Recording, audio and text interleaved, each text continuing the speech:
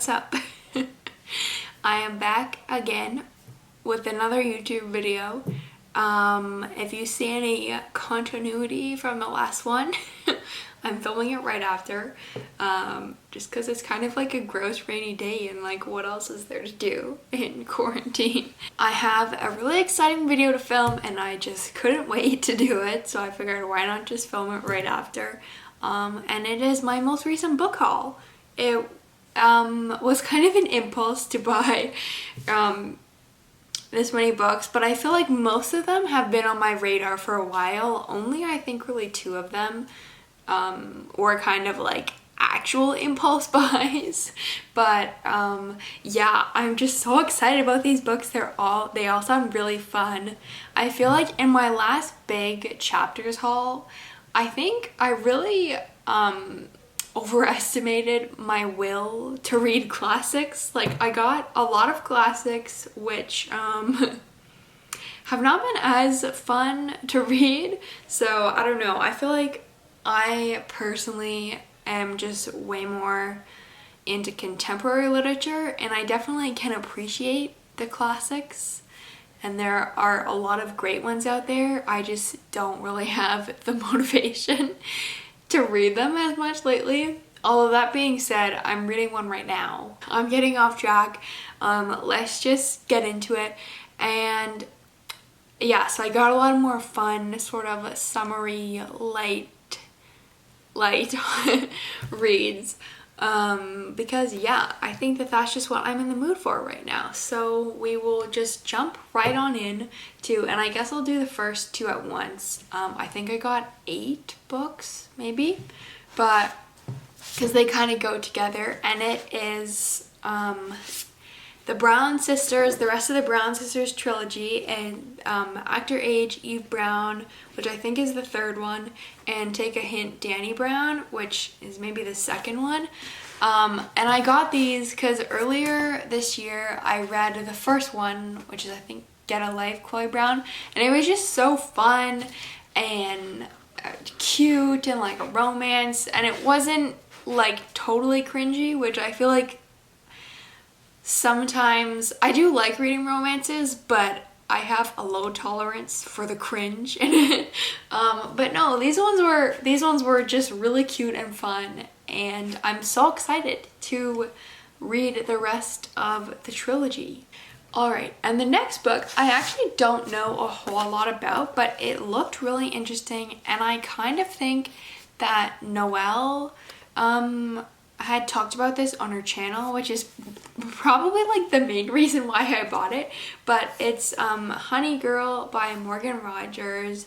I think this is another, I don't know if it's a romance or not, but I think it's a contemporary lit book. It sounds like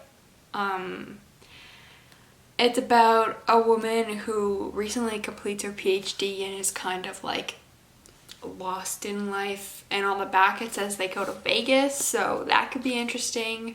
But hopefully the writing in this is really good. I've heard that it is, and I feel like this is kind of like the kind of book that like I'm drawn to the most, and I'm thinking it's gonna be sort of the style that I like to do with my own writing, so I'm really interested to see how this book turns out.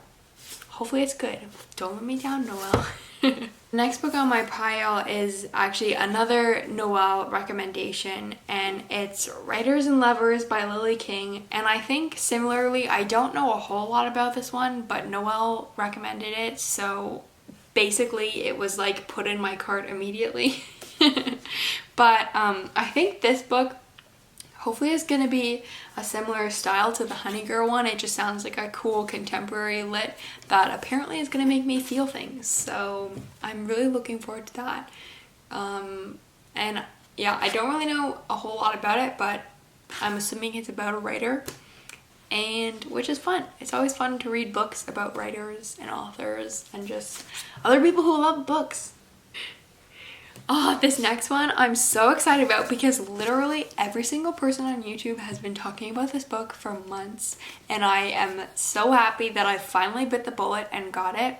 And it's The House The House in the Cerulean Sea by TJ Klune, and I have heard like only glowing things about this book. Apparently it's like such a wholesome story, and I feel like that's what I need right now during quarantine. I need the wholesome, nostalgic stories. And I don't know if this is a middle grade or a YA book. I actually don't really know a whole lot about the plot, but apparently it's just so cute and charming, and you just fall in love with all the characters, which is like, yes, I'm here for that. So I don't know, I might have to pick this one up first out of the pile. We'll have to see, but I really hope that I like it, because probably if I don't, then I don't know, I'm gonna be so disappointed, because like literally everybody has been giving this like 5 stars.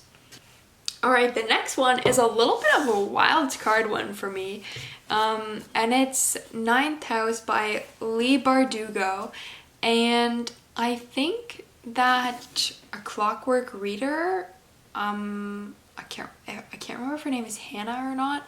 Anyways, the channel A Clockwork Reader had recommended this a while back.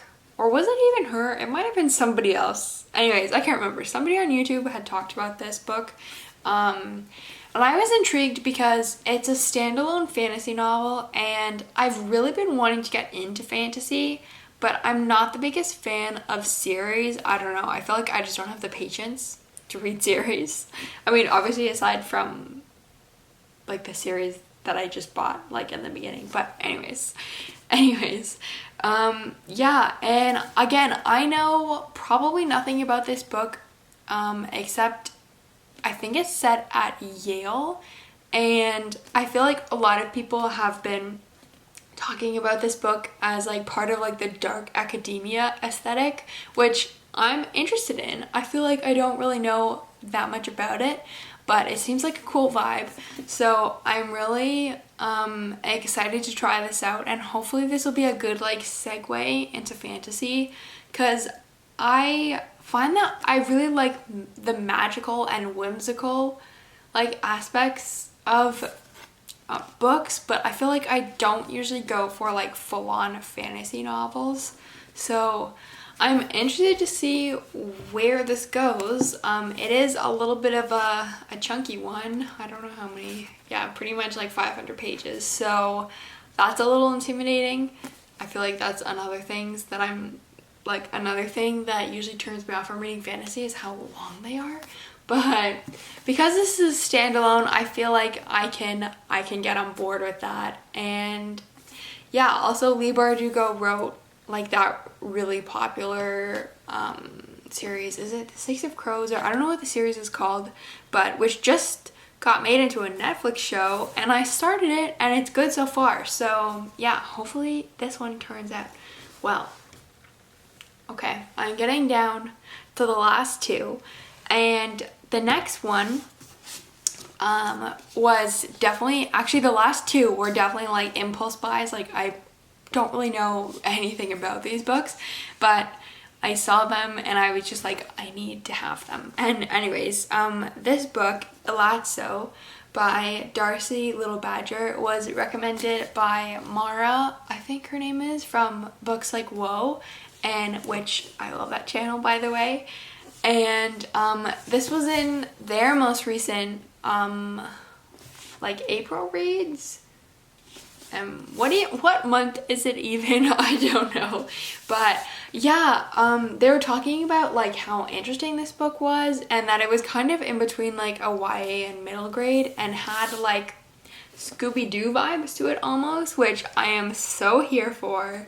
And I don't know a whole lot about the plot, but I think it's basically about a girl named Elatsoe, who her cousin is murdered, and she's kind of trying to figure out like what happens in there.